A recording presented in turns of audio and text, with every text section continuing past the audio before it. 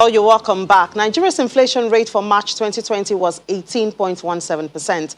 How differently has this increase in inflation and the expected increase, we're still awaiting the NBS to release the latest inflation rate. How is it affecting businesses? Dr. Alaba has already been introduced, joins us now. Good morning, Dr. Alaba. Thank you so much for joining us. Good morning, Nigeria. So how is this inflation rate and the expectation that is going to go even higher, how is it affecting you as a business person? Of course, naturally, the cost of doing business going up. If you observe even the consumer goods that you have around, because the manufacturers are looking at possible consumer resistance, what do is to reduce the size of the package or the sachet or whatever they are selling, because they don't want to increase price, right? Consumer spending power has been reduced considerably. But what do we expect? Inflation is a function of interaction of demand and supply. The supply of goods and services is declining because of the level of insecurity in the country. Production level, is reduced. Manufacturers cannot produce because they cannot bring in the needed inputs into the country. Don't forget that interest rate, inflation rate, exchange rate, they all move in the same direction. And so the cost of doing business, of the inputs for manufacturers, particularly the SMEs, are going up. And therefore, is emasculating majority of the manufacturers, the small business owners. And it's not even helped by the operating environment. It's not conducive for business. The power is not regular.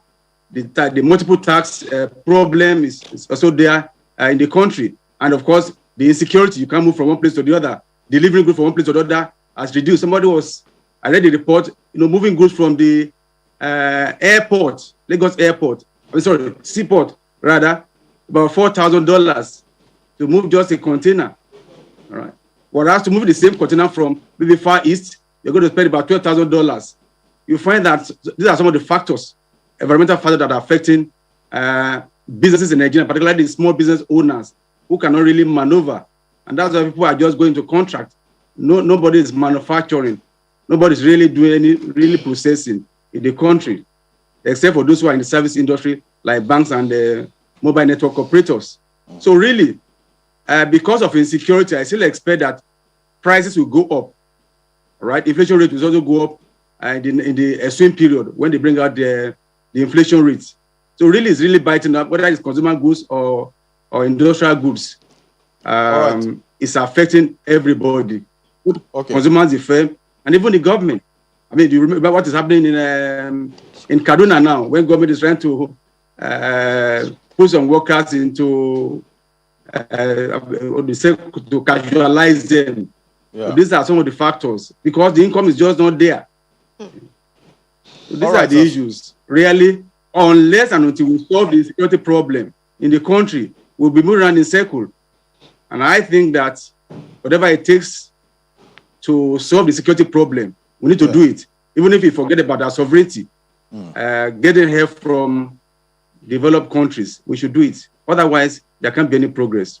All right. Still talking about insecurity, there's this conversation of inflation and unemployment breeding desperate and dangerous citizens, and insurgency captured as insecurity causing inflation. Or is inflation driving insecurity? Which of the divides do you belong? Inflation cannot drive insecurity. It is unemployment that is driving insecurity. When people are unemployed, they can just do anything to survive. I mean, we should be worried when police stations, security outfits are being attacked on a daily basis in parts of the country. Everybody should be worried that we are moving gradually to a state of anarchy. And that's not good for the country. And if you're not careful, we are moving towards a failed state where nothing works. God forbid, bad thing, anything can happen when you have that. So it's unemployment that is driving insecurity, not inflation. Okay, so a report by the Presidential Economic Advisory Committee notes that insecurity cost the economy $10.3 billion last year. And this was, of course, in the midst of the pandemic. Now, with this recent incidence of insecurity and, of course, the still hike in inflation figures, which way do you see the figure going this year? No, of course, it may get worsened, because the insecurity is deteriorating very fast. Before, it was limited to the northeast of the country. But as we see, the eastern part of the country, the south of the country, have been engulfed in a number of crises, where security outfits, police stations are being attacked almost on a daily basis. So you don't expect productive activities to take place in these areas. So in a way, you are talking about maybe just barely 1/3 part of the country.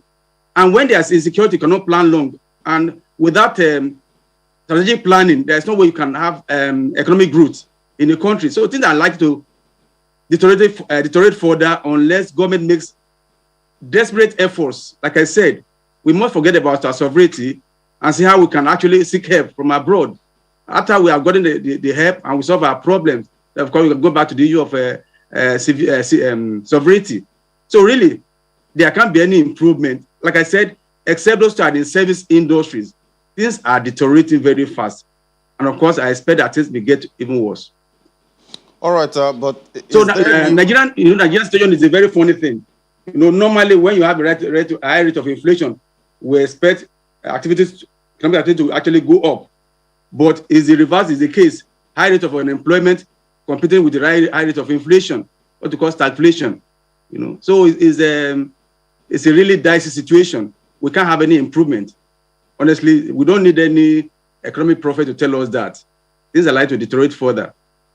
All right, let's look at some possible solutions. Yeah, is there any way businesses can be protected at times like this?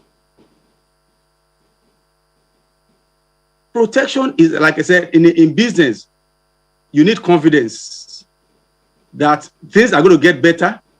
You need confidence that if you move from point A to point B, if you do business, you have to interact with other people. You can't do everything on the phone. Except those who are in the service industry. But if you are producing goods and services, particularly the SMEs, you have to move your goods from point A to point B. You have to move your raw materials from point B to point A. So really, you find that if we are proposing any suggestion, honestly, it will be short-lived. The real thing is that we need to solve this insecurity problem. When I appeared on your telly about a year ago or so, 1.5 years ago, I mentioned this, that unless we solve this insecurity problem, we just be dancing around the circle. And of course, our economy is worse off because we depended solely on oil for so many years. And of course, we are having the impact today. Most of our industries are import dependent. All right. So the linkage between the agricultural sector and the manufacturing sector is almost zero in the country. All right. So most of the everything starts actually with our industrialization policy that we started in the 60s and the 70s, import substitution industry approach, where we establish industry that depend on foreign inputs. So really, there's no another way out. We need to solve that problem of insecurity in the country. All right, Dr. Alaba, just before we let you go. Manufacturers can reduce, pardon me? Yeah. So just before we let you go, of course, the security problem is a major one, but we also still have the pandemic. COVID-19 is still here, and the government has reintroduced, the COVID-19 restriction. Gyms, clubs are closed. What considerations would you say the government should be giving to businesses at this time when they're reintroducing these COVID-19 restrictions? Tax holidays is it. They must be given tax holidays, for the next maybe 1 or 2 years, particularly the small and medium-scale enterprises. Unless you do that, you'll be emasculating the small business in the country. That is the way out. Okay. Thank you so much, Dr. Alaba. Thank you so much for sharing your thoughts with us this My morning. pleasure. We do appreciate your Thank time. you. Dr. Alaba Olushemure is the country director of Small Business Academy for Africa. So we'll take a break now. When we come back, we continue the conversation on another level.